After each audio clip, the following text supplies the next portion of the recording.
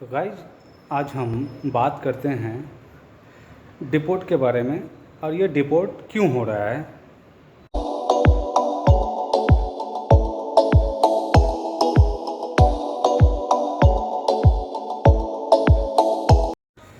तो दोस्तों आज का हमारा टॉपिक है डिपोर्ट।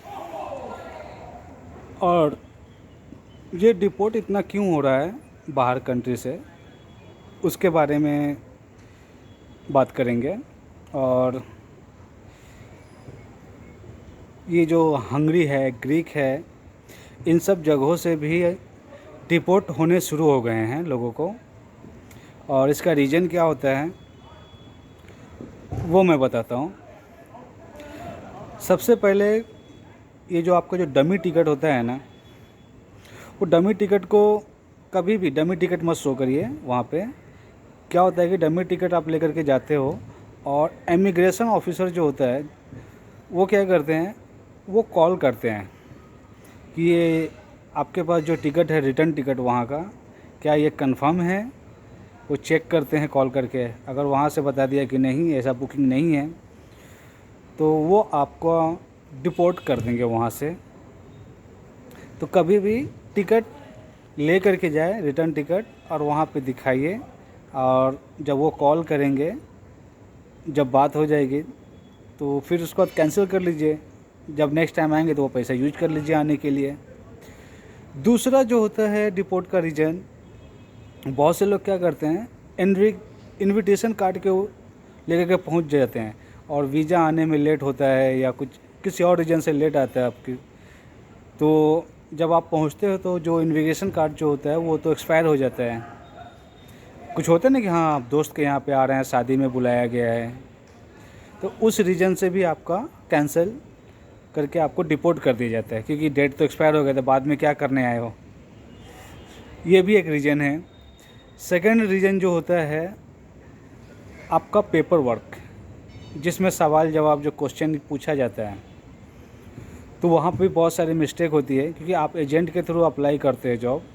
और एजेंट क्या करता है, वो अपने हिसाब से पेपर बना करके सब कुछ ये सबमिट कर देता है और आप पढ़ते नहीं हो। तो जब भी कोई ऐसा पेपर वर्क अगर काम होता है तो एजेंट से ले लीजिए, उसको पढ़िए, याद कर लीजिए कहाँ क्या है। क्योंकि उस बेसिस पे ऐसा था कि आप कहाँ जा रहे हो, एड्रेस बोलो, जिसके यहाँ पे काम करने जा रहे हो नाम बताओ, उसका नंबर बोलो। इनमें से अगर आप कुछ भी अगर बोलते हैं ना नहीं दे पाए तो भी डिपोर्ट कर देंगे वो आपको।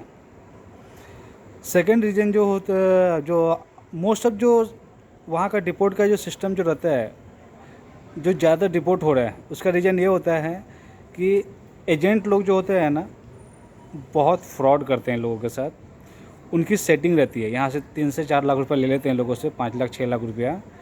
और वहाँ पे क्या करते हैं, किसी आदमी से सेटिंग रखता है कि थोड़ा पैसा मैं तुम्हें दूंगा, तुम्हें हाँ बोलना है कि हाँ मेरे कंपनी में जॉब है, मैंने लेटर भेजा है, और वो भी सब लेटर देंगे। और जब आप पहुँचते हो वहाँ पे, तो इमिग्रेशन ऑफिस का काम होता है जांच करना कि ये आदमी जो आया है वो सही तरीके से आया है या नहीं। क्योंकि उन्हें कैसा होता है कि वो उनको आगे जवाब देना होता है। तो जब वो कॉल करते हैं, आपकी तो जिस बंदे से बातचीत हुई है वो मतलब वो छुट्टी पे है, उसकी जगह कोई और बैठा हुआ है, तो उसको तो मालूम नहीं है। तो वो क्या बोलेगा, नहीं ऐसे किसी आदमी को बुलावा तो नहीं है ऑफिस से या काम के लिए। तो ऐसे में भी आपको डिपोर्ट कर देंगे।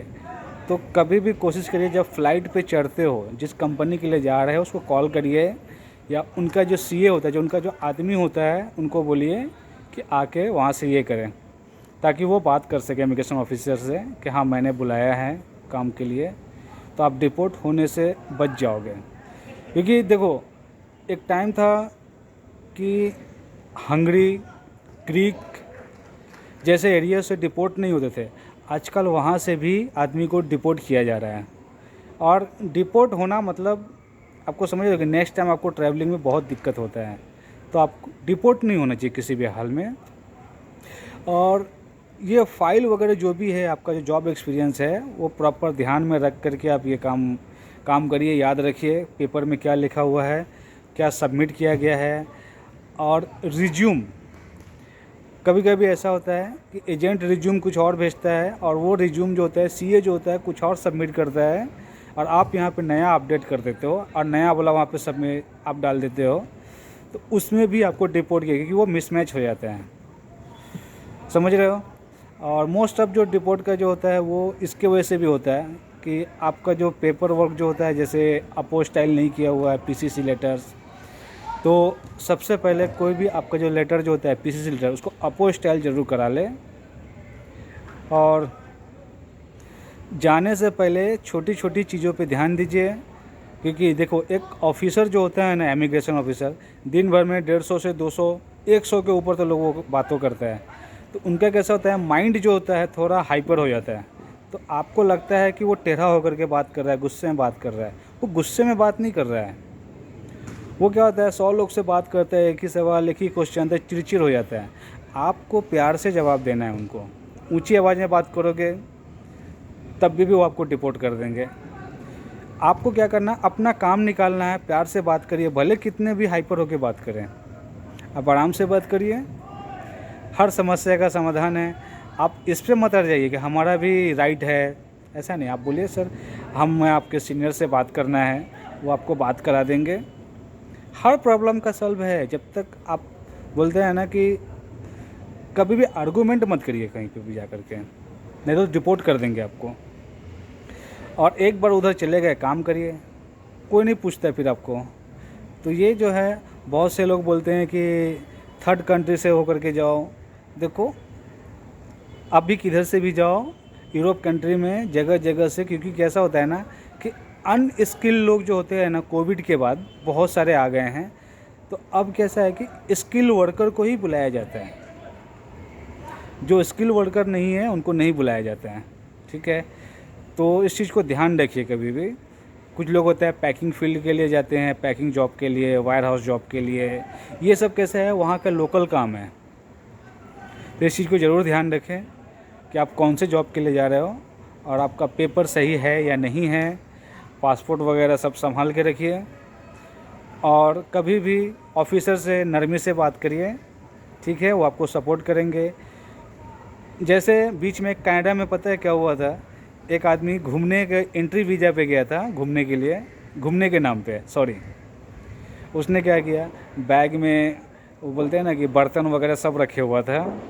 तो ऑफिसर ने जब चेक किया, उसको देखा, तो उसको डाउटफुल हुआ कि भाई तुम तो घूमने आए हो, तो ये सब क्या कर रहा है। तो वो बोलता नहीं बोला ऐसा थोड़ा ना होता, तुम घूमने के लिए आए हो, तुम ये सब क्यों लेकर के आए हो। क्योंकि उनको शक होता है कि ये आदमी जाएगा नहीं यहाँ से, यहाँ पे जॉब ढूंढेगा, क्योंकि जॉब तो वहाँ से बोल के तो आया नहीं है वो, अब यहाँ पे रुकेगा 20-25 दिन, जॉब ढूंढेगा। तो शक होने के बेस पे भी डिपोर्ट कर देते हैं। तो आप समझ रहे हो कि जब भी आप जा रहे हो तो पहले अपना बात करने का तरीका, और ज़्यादा सामान नहीं रखे, ज़्यादा चीज़ें न ले जाएं, उनको शक नहीं हो, इस चीज़ का ध्यान रखें। ठीक है, और देखो काम लग गया तो फिर बाकी आपके सारे समस्या का समाधान है। बट मैंने बताया कि डिपोर्ट क्यों होते हैं, तो ये आप लोग को डिपोर्ट के रीज़न हमने बताए हैं, और भी बहुत सारे रीज़न हैं, बट हमें जितना मालूमात है वो हमने बताने की कोशिश की है। ठीक है, तो एनीवे दोस्तों, मिलते हैं फिर किसी वीडियो में और फिर से बात करते हैं किसी नए टॉपिक पे। And have a good luck.